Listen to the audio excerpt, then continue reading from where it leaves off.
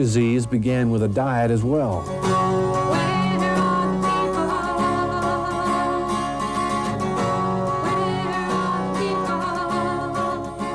23-year-old Kim Morgan suffers from anorexia nervosa. She has for the past 6 years.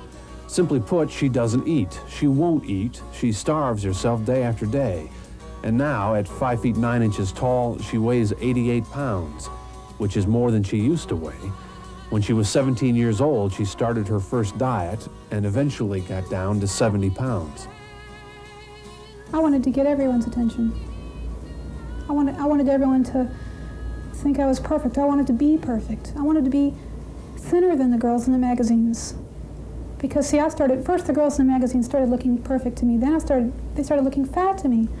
And then I thought, well, I'll be like something out of one of those magazines, except even thinner, more perfect, and in control of my life, and I'll be self-composed, and I'll have power. That was the big thing, power. You know, something I could just throw in people's faces. I mean, I wouldn't say, hey, look at me, I only weigh this much, but they could just look at me and see that I was strong, and I had control over my life, and I had power. And, hey, you're sloppy. She knows what's wrong with her. She's studied anorexia, read reports, listened to lectures. She knows more about the disease than most doctors. Still, she can't help herself. The disease is an obsession. It's not that she doesn't get hungry. She's hungry all the time. She just won't let herself eat. During one visit, her meal was a block of tofu and a diet soda, a total of 140 calories for an entire day. And I asked her, what goes through your mind when you stare at a plate of food? It scares me. I don't like going to parties where there's going to be a lot of food. It's like part of me looks forward to the food, and then I get there and I say, God, I've got to say no to all of this. I've got to say no to all of this. This is just going to ruin me. I'll be out of control. I won't be able to. A big fear of anorexics and me is that I'm not going to be able to stop. Eating? Yeah.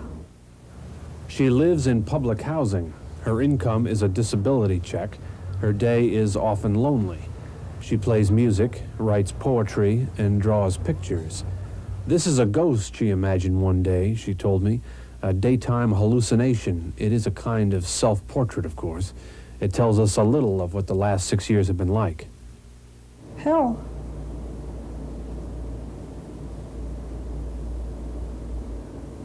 I have lost so many friends.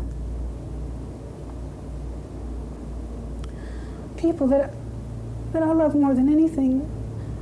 Just, you know, they're just people. They're not perfect. They can only handle it for so long. Watching somebody, it's like watching somebody you love taking acid or shooting up heroin.